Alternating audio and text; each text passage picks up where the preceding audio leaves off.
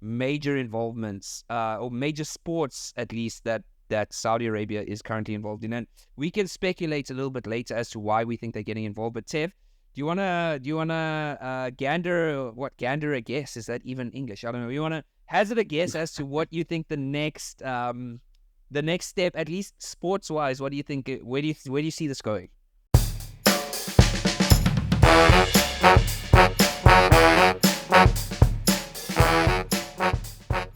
www.big5podcast.com. Checks out, boys and girls, listeners, viewers, we are leveling up. Big Five Podcast is our new domain. Yes, sir. Big things. We have a new domain, guys. What it is, it's our new website. It's essentially the slicker, more stylish version of our website. Go over there and you'll find all our content as normal. We keep you posted with our latest episode. We have links to all our respective social channels. Speaking of social channels, thank you so much for all of you who have participated in our polls.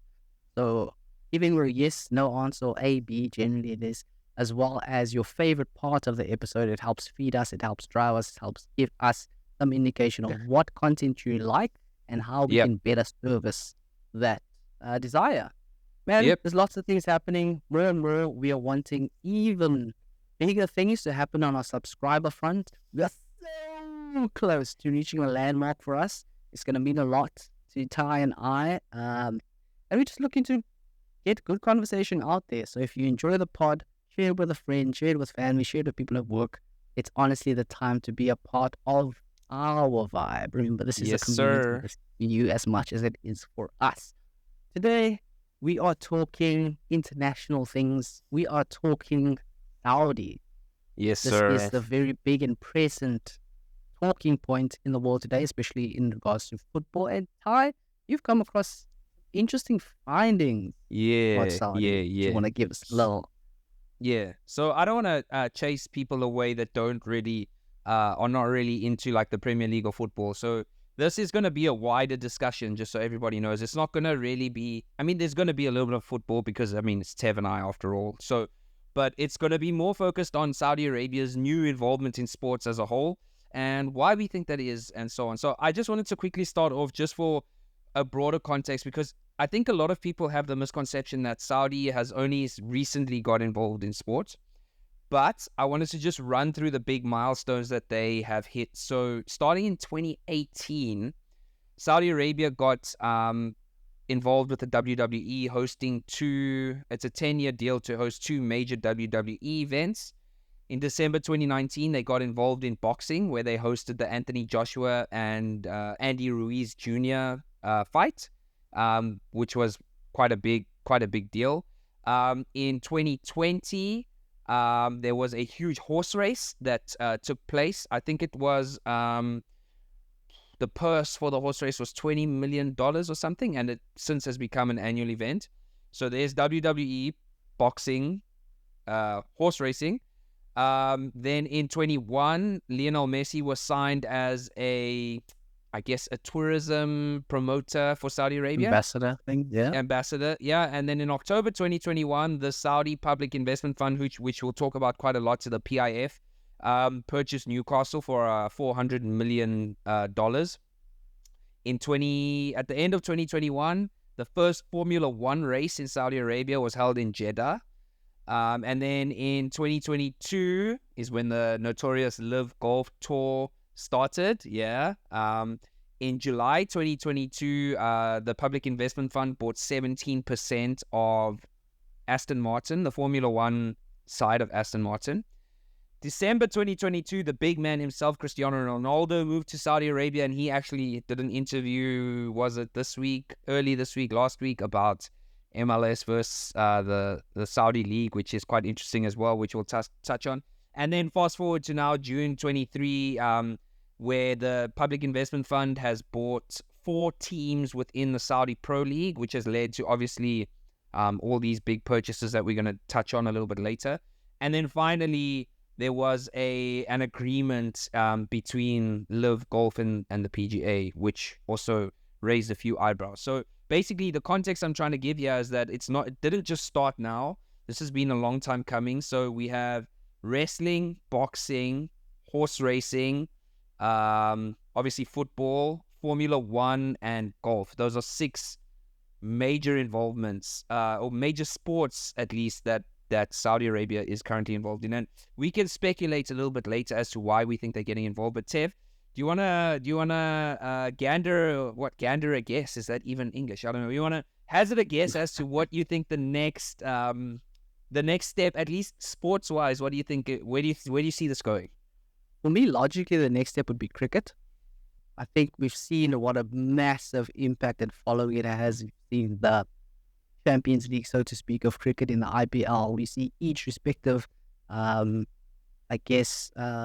nation nowadays have some kind of cricketing T20 tournament. So we have the Cricket 2020 in South Africa. You have the Big Blast, I think it is, in Australia and New Zealand. So I think the next step would be for Saudis to create their own version of the IPL.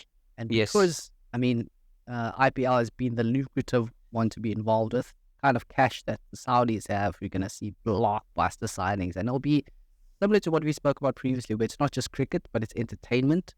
So we think of pyrotechnics, we think of halftime shows, there's some kind of fan interaction. Imagine like K-pop halftime show equivalent at a cricket game. It's just going to be massive, lots of influencers, etc. So I'd say cricket.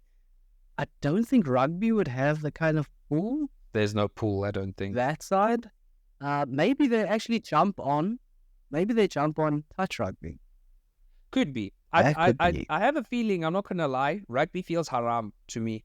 I don't know why. I feel like, but to all our Muslim listeners, I don't know if I don't mean to be offensive or anything. I feel like it's violent. Okay, maybe haram is the wrong word. I feel like it doesn't it's not representative of the ideal of Islam, as to what I understand it. It's like violence is not a thing. So, and even all the Muslim bras at school they didn't really play rugby anyway. So and that's in South Africa. And that's in South Africa where there's actually interest in it. So I don't know, right? Maybe touch rugby, but I don't know if it's big enough globally is there money in it? That's the question. That's true. And then did we chat tennis? We didn't chat tennis. Definitely tennis. Tennis has to have an ATP event that goes that side. Do they have any tennis? I don't know. They might be part of the ATP Pro Tour. I don't know, but yeah, if not, that's a good shout, I think.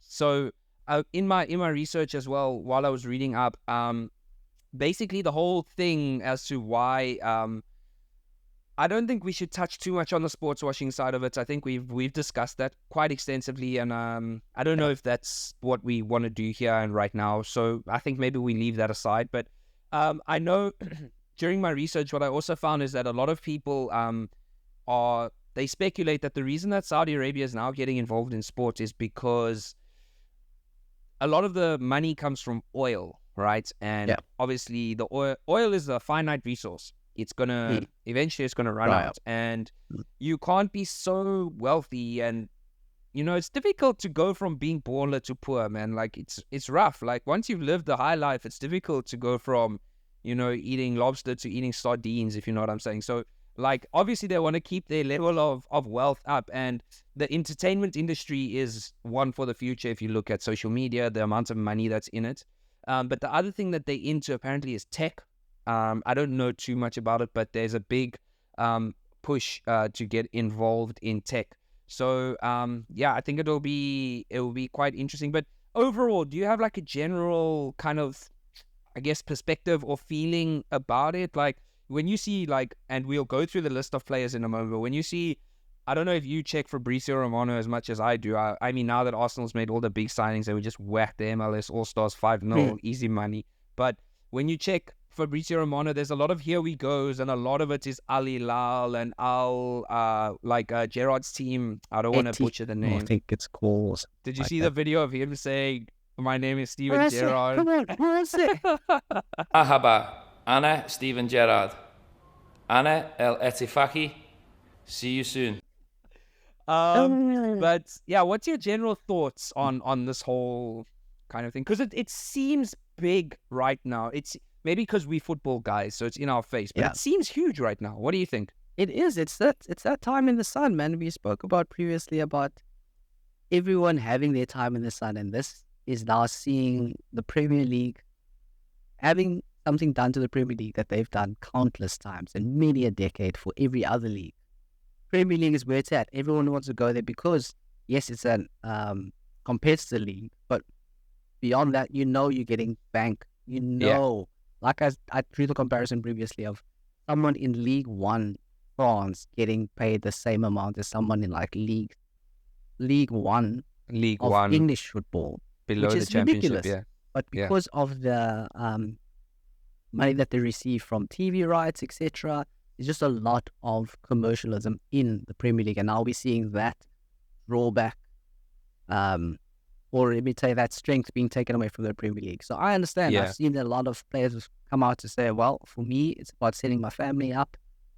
Who's going to say no to a paycheck that's 7 times more than what you're currently earning? It just makes sense.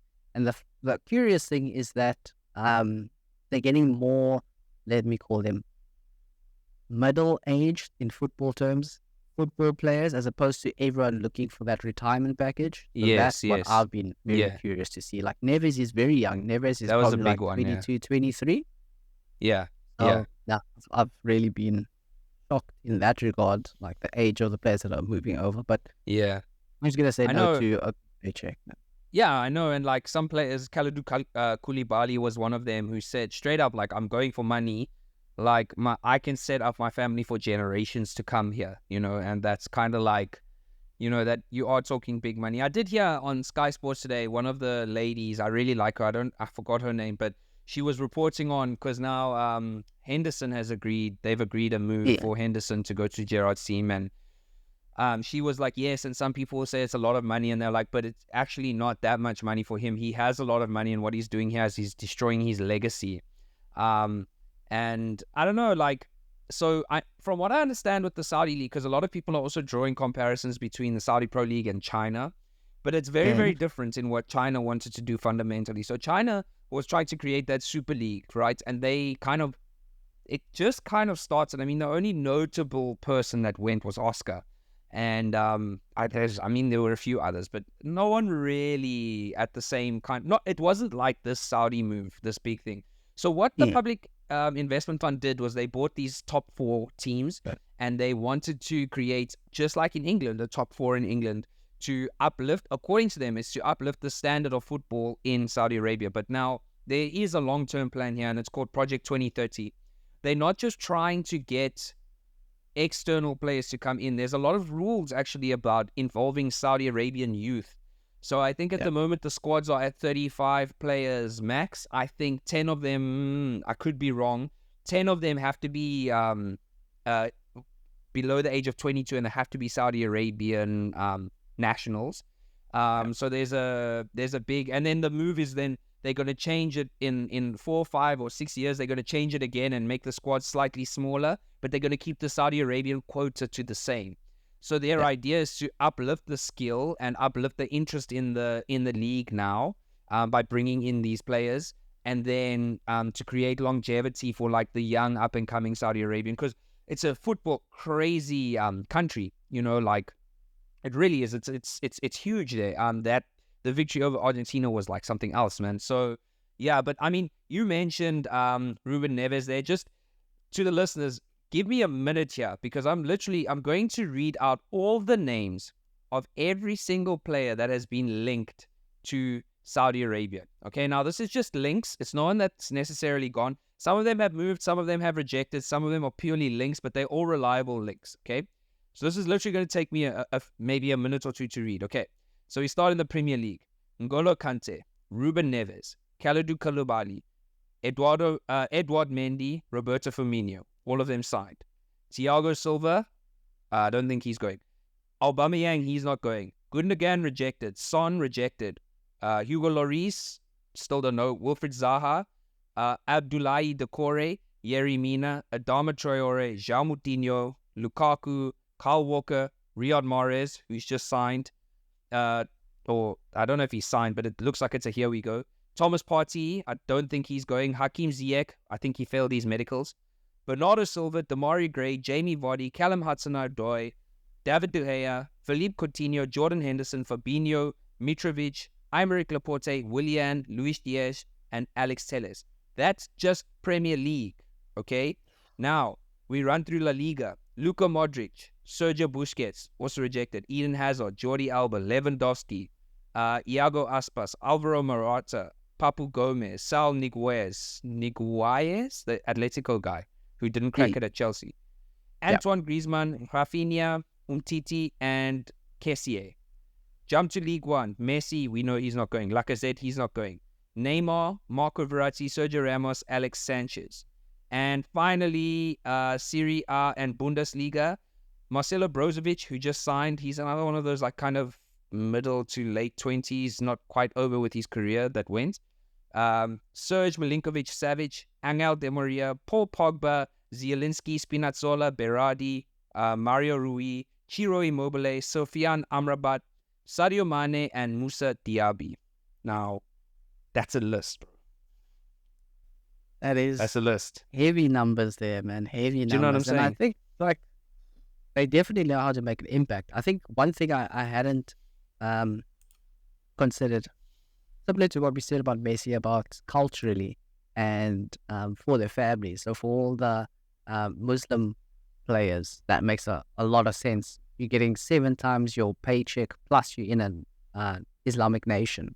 Yeah, you so feel your comfortable. Practices are accepted, and it's great to be surrounded in a place that promotes your lifestyle and your religion. Beliefs and everything. Exactly. Yeah, for so sure. That makes a lot of sense. The sheer numbers and offers that are coming from Saudi it's incredible. I think, this is essentially the Premier League seeing the reverse of what they've done for decades. Do you think? So we know Cristiano Ronaldo came out now in his interview, and he said, look, I know a lot of the interview things are taking it a little bit out of context because they leave out a lot of the questions that they ask and they just focus on his answers. So it's a little bit unclear. But basically what he said is like, I've played a big part in uplifting the Saudi league. I don't think there's any argument there.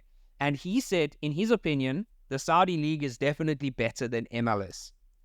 Now, my question to you is this. Well, I don't know about the MLS. Their All-Stars played against Arsenal earlier today and they just got slapped up and down the pitch. So don't come talk to me about that. Although the All-Stars is a different game. But my question to you is this. Do you think that well, first of all, which league do you think is better? Saudi league or MLS? Saudi league with all these new players. Hard to say because we haven't watched. Yeah, it's hard to say, man. It's hard to say. I would still say that the MLS probably the better league if you're looking at it holistically and not just on new or big name players. Yeah. I think how they've run it is probably better than Saudi. Then again, I don't have too much insight into the Saudi league as yet, so I'll go and do my homework. But I think MLS is slightly better. It kind of feels like the Saudi league is new, though. I know it's not a new league. Don't get me wrong. I know it's not a new league, but it feels new. So to answer the question of which one you think is better is quite difficult, if you know what I mean. Because which would you side towards, though?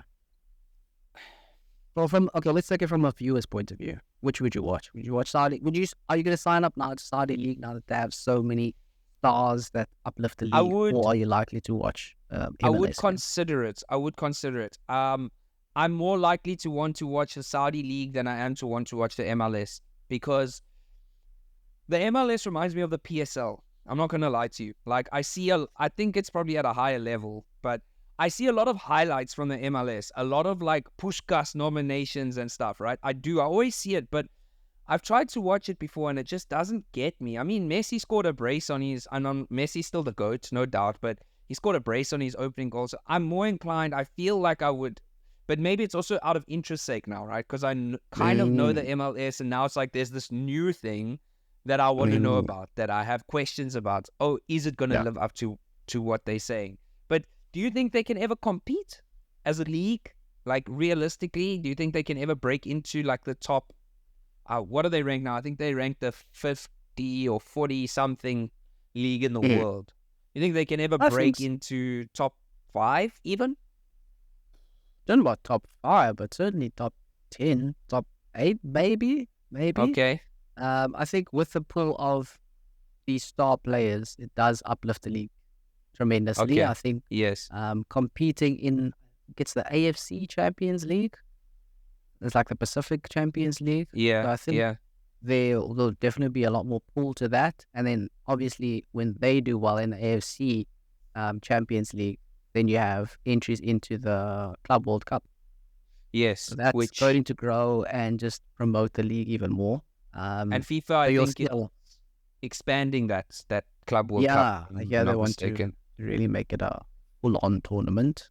People Shame just these wanted more money again. these footballers, man, they don't get a break, bro. They just It's never easy, but I do think there's hope for this league. I think once we see managers, big name managers, start going across. Stevie then G is yeah, not well, big. Stevie G is not oh, big. Come on.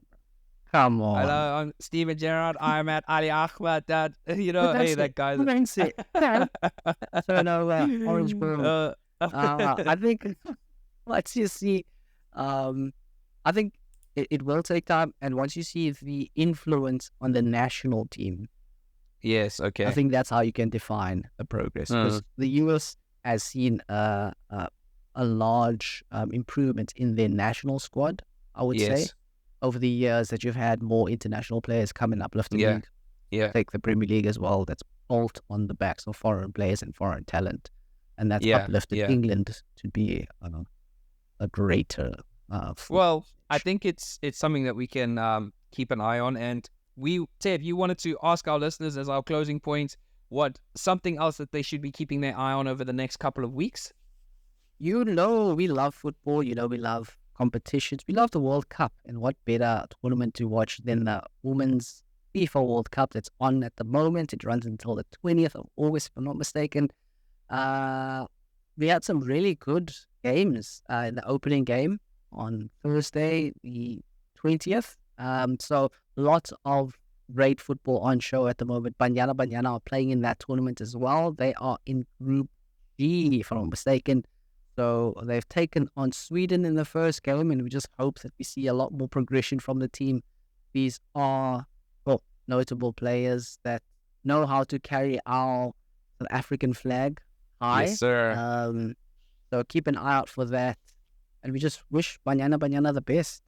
Yeah. Hopefully you can And get the knockout rounds. big ups to women's football as a whole. I've been watching some of it, and it's really, really improved. Obviously it was never a male and female thing. It was always about money and investment, and I think there's a growing investment into women's football. And again, say what you want, Arsenal does really well at this, but female football is really, really on the rise. And I do encourage anyone, like, if you really want to watch something, like if you have nothing to watch, there's it's hosted in Australia and New Zealand, so the timing might be a little bit difficult for some people. I know for me, it's like the first game is like in the afternoon. Both games are like kind of in the afternoon-ish time. It's in the evening there. So yeah, in the morning, I think, in South Africa and the UK. Yeah. So I do encourage everybody to watch it after you finish watching the Big Vibe. Once again, we always recommend Spotify so you can hop between the video and the listening. Please do like, share, subscribe. Give us a rating on Spotify or wherever you're listening. We have a goal that we're trying to achieve. You'll see the presence on social media is growing. We're doing our thing, and we hope that you like it. There's always that poll question: what was your favorite part of the episode? It helps us tremendously if you take a few seconds out of your day just to quickly summarize how you felt about the episode. We enjoy the positive feedback, but we really, really appreciate the criticism.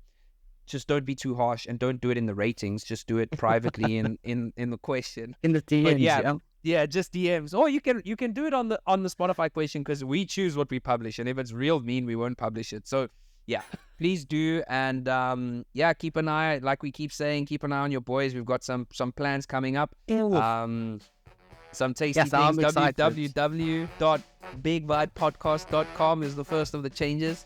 Keep an eye on it. And that is all from me. Big things incoming, man. Stay tuned. We have so much in store for you. Guys, it's going to be such a fun journey. I'm glad that you'll be a part of it. We will see you again next week on The Big Vibe with Tev and Ty. Adios. See you later, guys.